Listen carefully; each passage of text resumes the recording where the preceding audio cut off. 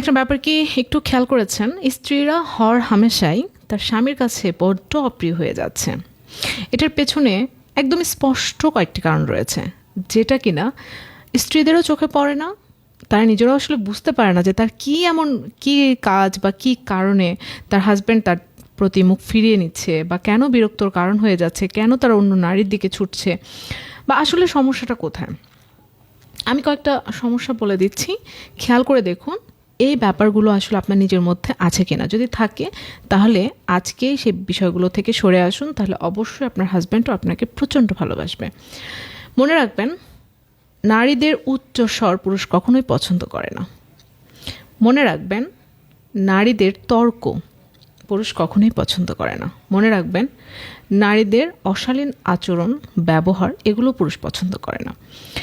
একজন নারী যত বিনয়ী হবে ততই কিন্তু তার স্বামীর কাছে ভালো থাকবে।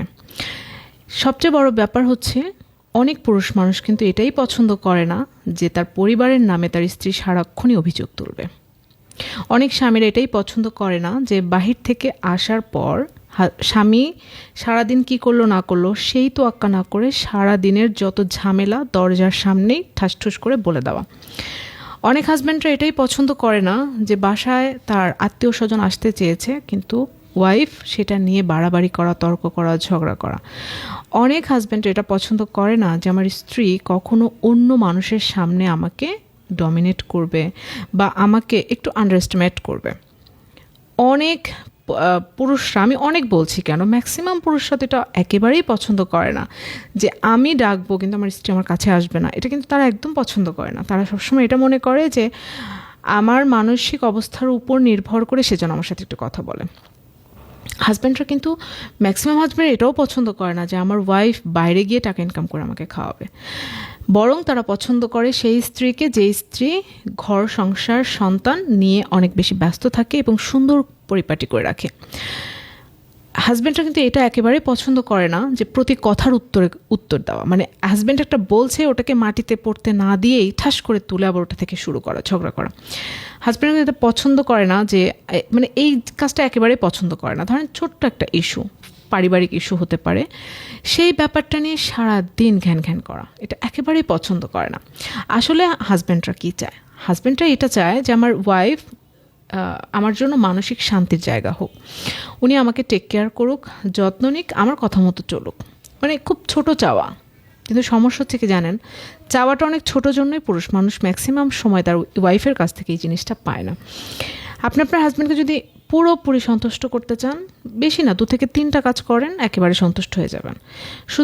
শুধু তার কথার প্রতি উত্তরে, মানে সে যখন প্রচণ্ড রাগান্বিত অবস্থায় আপনাকে কথা শোনাবে বা তার ভুল হচ্ছে, আপনি বুঝতে পারছেন যে আপনার হাজব্যান্ডের ভুল হচ্ছে, ওই সময় আপনি চুপ থাকবেন এবং তার মাথা যখন ঠান্ডা হবে তখন তাকে ভালো মনে বলবেন যে তোমার এটা ভুল হয়েছিল, তুমি এটা ঠিকঠাক করে বলতে পারতা।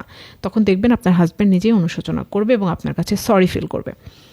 নাম্বার 2 হচ্ছে, ওনার যে সামর্থ্য সেই অনুপাতে চলার চেষ্টা করুন। অযথা ওনাকে মানসিক পেরেশানিতে ফেলবেন না, কারণ ওনার সামর্থ্যের বাইরে উনি যদি ইনকাম করে তাহলে সেটা ইলিগ্যাল ইনকাম হবে এবং সেটা অবশ্যই আপনার সংসারের জন্য সুখের কারণ হতেই পারে না।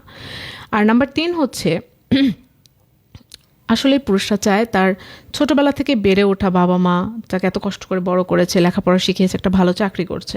একটু পজিটিভলি চিন্তা করেন তো, তার মা যদি তাকে কড়া শাসন না করতো, তার বাবা যদি তাকে অর্থনৈতিকভাবে সাপোর্ট না দিত, তাহলে আপনার হাজব্যান্ডে যে এত ভালো একটা পজিশনে চাকরি করে বা বিজনেস করে বা যে এত ভালো একটা অবস্থানে আপনাকে নিয়ে রেখেছে, এটার অবদান আসলে কার? ওই বাবা মার। কিন্তু তাই জন্য ম্যাক্সিমাম পুরুষরা কিন্তু এটা পছন্দ করে না যে আমার বাবা মা ভাই বোন নিয়ে আমার কাছে সারাক্ষণ অভিযোগের বন্যা বয়ে দিবে।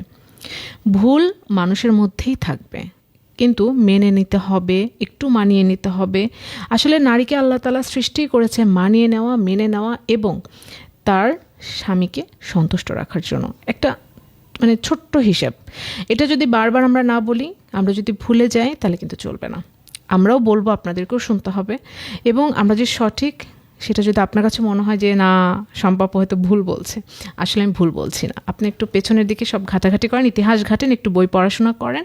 সত্যিকার অর্থে একটা স্ত্রীর কাছ থেকে এই 2-3টার বেশি জিনিস কিন্তু কোনো হাজব্যান্ডই প্রত্যাশা করে না।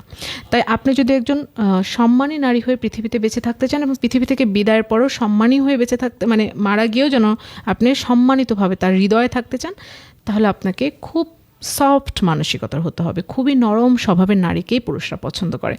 একটা সময় পরে পুরুষের কাছে নারী চেহারা সত্যিই গুরুত্ব পায় না। নারীকে দেখে, সৌন্দর্য দেখে হয়তো বিয়ে করে, কিন্তু আপনি দেখেন ম্যাক্সিমাম সুন্দরী নারীদের সংসার কিন্তু দ্রুত ভেঙে যায়।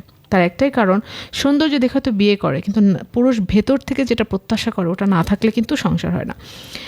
আমি একজন মানুষকে চিনি, মানে একজন নারীকে চিনি, দেখতে আপনার পছন্দ হবে না হয়তো, বাট সে তার গুণে এতটাই অনন্য যে 20 বছর সংসার করছে। আমি মাঝে মাঝে নিজেই অবাক হই, এবং সে নিজেও বলে যে আমার দেখতে সুন্দর না, কিন্তু সে সবসময় প্রশংসা করে আমি মানুষ হিসেবে অনেক ভালো।